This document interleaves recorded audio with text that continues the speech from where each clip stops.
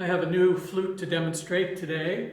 This is a William Henry Potter 8-key flute. The probable dates of this are between 1809 and 1814. One of the things that I found very unusual about this flute is that it does not have any pewter plugs.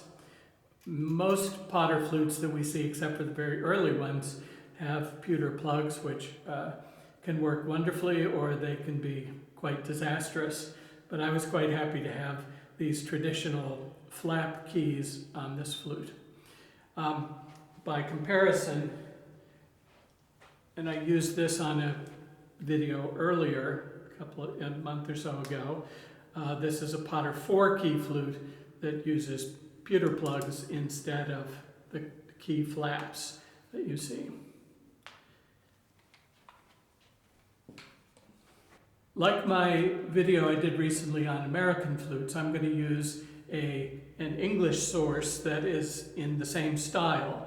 Basically, it's tunes and sort of light, popular classical music arranged for the flutes, and in many cases with lots of ornaments, which were specifically designed to be played by flutists. So the set of pieces that I'm going to use are from the Alexander's Select Beauties, which were about 1820, I think. There are many volumes of this. I own a pretty big chunk of it, basically from page 1. Actually, I can't tell how many, but there's probably about 10 editions worth in here, quite a ton of flute music. Other English composers like Nicholson also has a set just like this, and Alexander, again like Nicholson, wrote a flute treatise to go along with these pieces, and just to help people learn to play the flute. So the treatise is called The Complete Preceptor for the Flute, and it came out in a lot of editions. I think the first one was 1821, and he says for 1, 4, or 6-key flute by the learner independent of any assistance. So the idea was you didn't need a teacher, you just had to buy his book. A lot of treatises made that claim. It's actually kind of an interesting treatise. He says, also on the title page, which has a lot of information on it, to which are added upwards of 70 easy duettinos composed and arranged as progressive lessons, together with a new and improved something or other for obtaining the time of an air or movement by the pulses of a watch. Complete information on the vibrations, exercise in the major and minor keys, a set of preludes, examples of different method of fingering to render difficult passages easy, rules for transposition, double tonguing, and gliding, in which are introduced specimens of the style of embellishments of Messrs. Ashe, Nicholson, and Widener. This was published in London. I went through the treatise to try to see what he has to say that is interesting. Like many treatises, they spend a lot of time teaching you what a quarter note is and what a rest is and what different keys are and how to read the different notes. But some things that I thought interesting, he recommends for learning to play with a nice sound, something that I use in my teaching, and I'm sure many other people do, especially on the Baroque flute, which is long tones with swell and diminuendo, aiming for a full, clear, and round tone. He talks a little bit about tapping the foot to help you keep time, and this we also find in Baroque sources, and the idea is if you have 2 beats in a bar, it's 1, 2, 1, 2 with your foot. So sort of the modern way of tapping is 1, 2, 1, 2. But this 1, 2, 1, 2 helps a lot to get sort of the dance feeling, and it shows a little bit more the idea of a weak beat and stronger beat.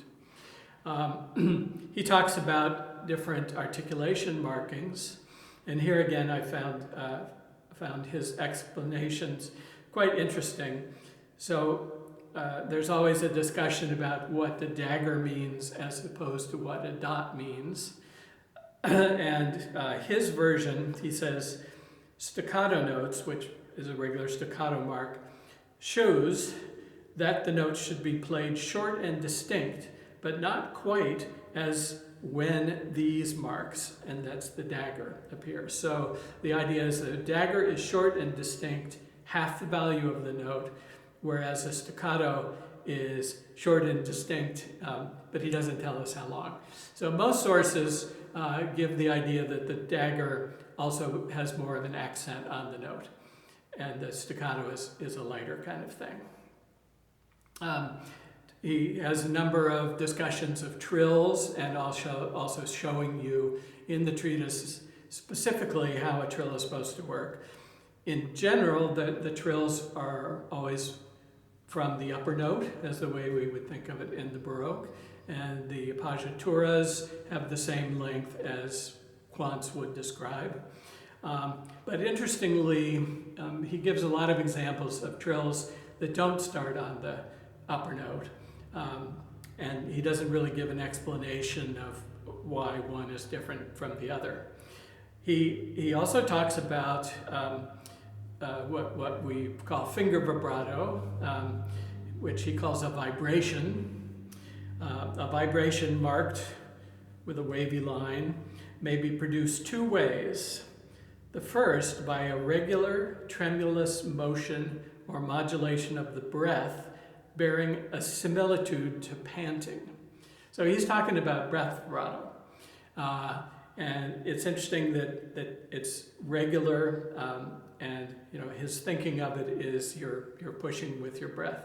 The other way is by shaking the finger immediately over the hole without touching the flute, a sweet and delicate grace. So this is again a little different from the Baroque descriptions of flattement. Nicholson says a similar thing to this. So in this case, the finger is not touching the hole, whereas in the Baroque method, the finger would be on the side of the hole, rather than just sort of waving over the hole.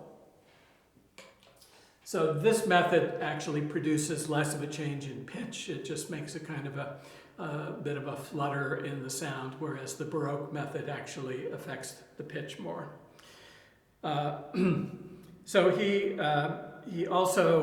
includes some of the pieces that are in this collection, Alexander's Beauties, which I'll be playing from.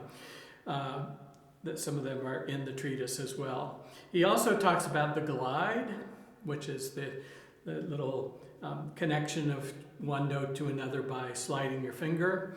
The glide, written thus, and he uses the same mark as Nicholson, I'm sure he was copying Nicholson, is an embellishment much practiced by the generality of performers on the violin, and which from its delightful and expressive effect cannot be too strongly recommended to amateurs of the flute who are desirous of a tasteful and expressive execution for which this instrument is so peculiarly adapted. Gliding is introduced by sliding the finger gently and gradually off the hole. In the pieces in the Alexander's Beauty, which I'm using, he doesn't indicate either a vibration or a glide in the notation. He also talks about double tonguing. He uses tootle, which is sort of the English version of diddle, in my opinion, and he has a triple tongue version of that. Toodle-too, toodle-too, toodle-too. So it's like what I would do is diddle, diddle, diddle, diddle, toodle, toodle. Same idea. He discusses harmonics briefly. And he discusses, as do many of the 19th century treatises, ways to go from one note to another that are more smooth than having to move a lot of fingers. The result is usually that they're somewhat out of tune, but they're smoother. I have a hard time using them because I don't like the out of tune quality of it. So the pieces that I'm going to play, there are three. There's a slow one in the middle called To the Brook and the Willow. And this is by, at least the arrangement for flute is by Andrew Ashe, who was from Northern Ireland and was a principal player in Brussels, Dublin, and London. Really quite a famous flute player. And his embellishments for the flute I find to be especially nice. It's a very beautiful tune. He says at the bottom of the page that if you want to, you can play the tune first, leaving out all of the ornaments, and then play it a second time with all the ornaments. And I've tried to do that on this recording. Figuring out what the simple version of the tune is not actually so simple because there are so many notes written in, but I invented something. The other two pieces are a Moderato and a Rondo by Lindley. I don't know anything about Lindley. At first I thought maybe it was Lindsay who wrote famous treatise on the flute from about the same time. The other thing I wanted to mention is that Nicholson began making his treatises available, the Nicholson Complete Preceptor, in 1816. And so I think Alexander is kind of following the mold that Nicholson has created in both writing a treatise and doing these selected beauties things, which we find in America and we find extensively in England. So I hope you enjoy these pieces.